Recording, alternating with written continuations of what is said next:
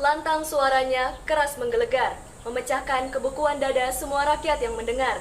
Adalah Insinyur Soekarno.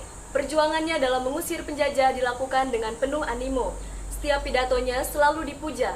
Setiap langkahnya membangkitkan semangat jiwa-jiwa yang putus asa.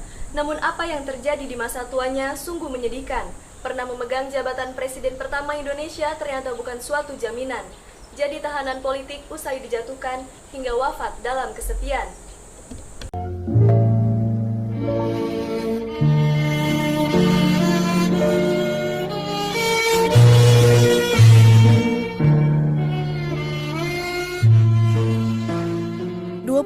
Juni 1970, tepat hari ini, 50 tahun silam, Insinyur Soekarno mengembuskan napas terakhirnya.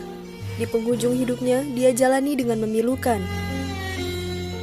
Setelah peristiwa G30S dan Super Semar, Soekarno dijatuhkan dari jabatannya pada Maret 1967 dengan naiknya Jenderal Soeharto menjadi presiden. Dunia Soekarno seperti dijungkir balikan, tak lagi punya kuasa.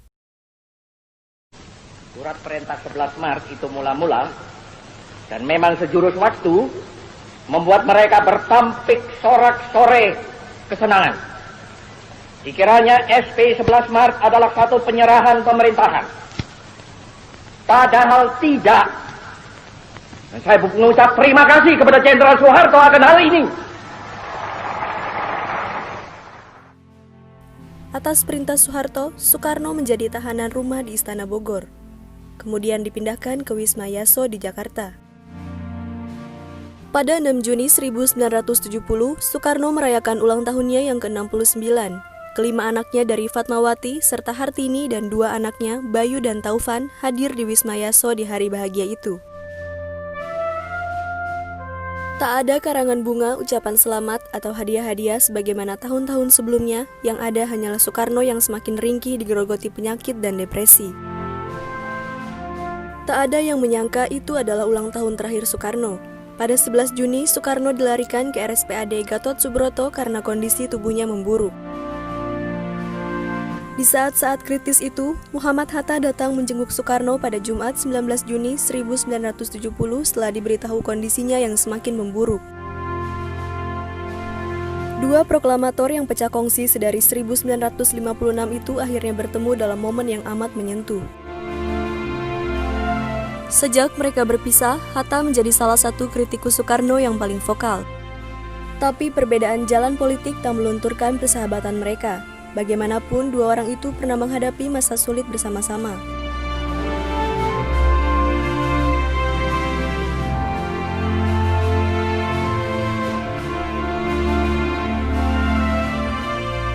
Soekarno yang sebelumnya tidak sadarkan diri tiba-tiba terbangun saat Hatta berada di dalam ruangan. Keduanya lantas berpegangan. Tak ada kata-kata lain yang terucap di antara keduanya. Soekarno terisak layaknya anak kecil. Hatta yang berusaha tegar luluh juga akhirnya. Ia ikut menitikan air mata dan hanya tangis itulah yang mengisi pertemuan terakhir Dwi Tunggal tersebut. Seperti peristiwa 17 Agustus 1945, Soekarno yang enggan membacakan teks proklamasi sebelum Hatta datang. Pun demikian di saat menjelang akhir hidupnya, Soekarno pun seolah enggan meninggalkan dunia sebelum kawan seperjuangannya itu datang.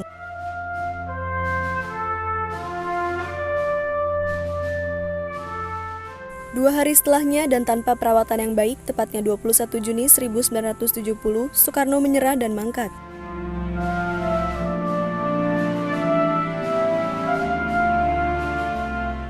Dalam autobiografinya, Bung Karno Penyambung Lidah Rakyat Indonesia karya Cindy Adams, Bung Karno berwasiat agar dimakamkan di bawah pohon yang rindang, dikelilingi oleh alam yang indah, di samping sebuah sungai dengan udara segar dan pemandangan bagus. Have you given any thought to perhaps someday, when you are no longer here, how would you like to be buried, Mr. President? Under a big tree. Big stone. And maybe under a big stone. And under that stone, on that stone, they have to write, not, here lies His Excellency or His Exalted Highness, President Sukarno, no, just here lies Bung Karno, the mouthpiece of the Indonesian people.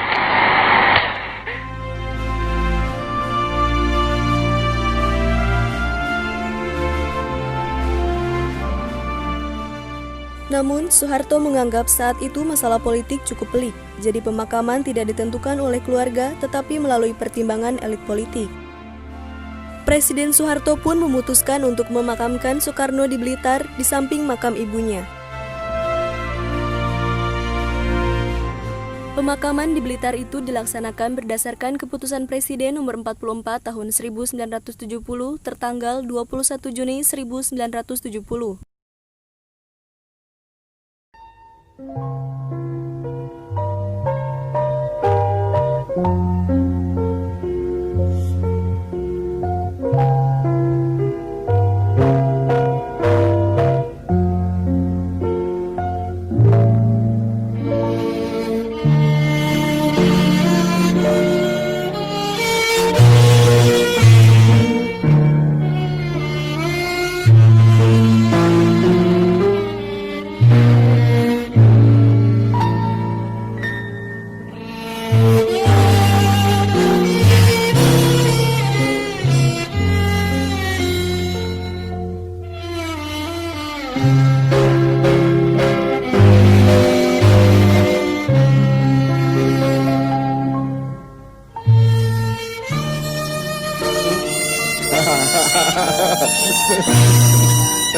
Als je nog lang hier, mag ik dat vragen? Wat is lang? Wat is lang? Wat zou u lang vinden? Wat zou jij lang vinden? Mag ik het eerlijk zeggen?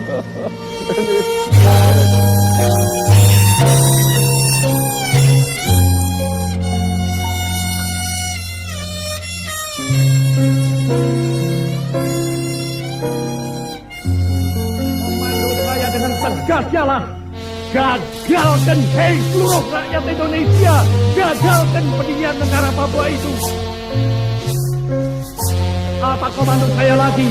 Hei seluruh rakyat Indonesia, ibarkan bendera sang merah putih di Papua, di negara ini, di Irian Barat itu.